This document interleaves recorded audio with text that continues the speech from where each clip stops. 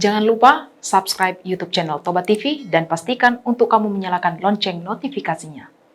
Gubernur Sumatera Utara Edi Rahmayadi dilaporkan tu Polda Sumut alani panagaman di Salahodo Tohonanna Lau Mansitopon Bupati Padang Lawas Ali Sultan Harahap.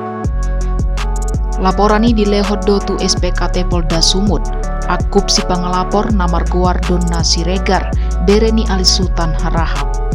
Tarsingot pidana pasal 420 sada Undang-Undang Nomor Sada olah panagama di Salahodo Huaso ni Tohonanna.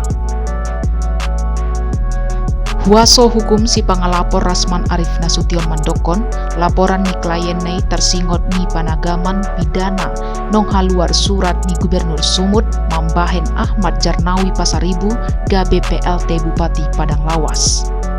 Si Rasman managam haputuson ni si Edi Rahmayadi adong tihas di administratif.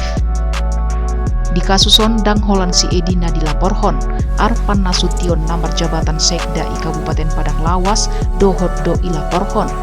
Ibana ilaporhon alamak kirim surat kesehatan di Bupati Padang Lawas Ali Sultan Harahap tu gubernur. Kabid Humas Polda Sumut Kombes Hadi Wahyudi marhatohohon na adong laporan tu SPKT di hari Sabtu Natuari. Sonarion si Hadi mandok laporan na dilehon nungai proses penyidik Krimum Polda Sumut.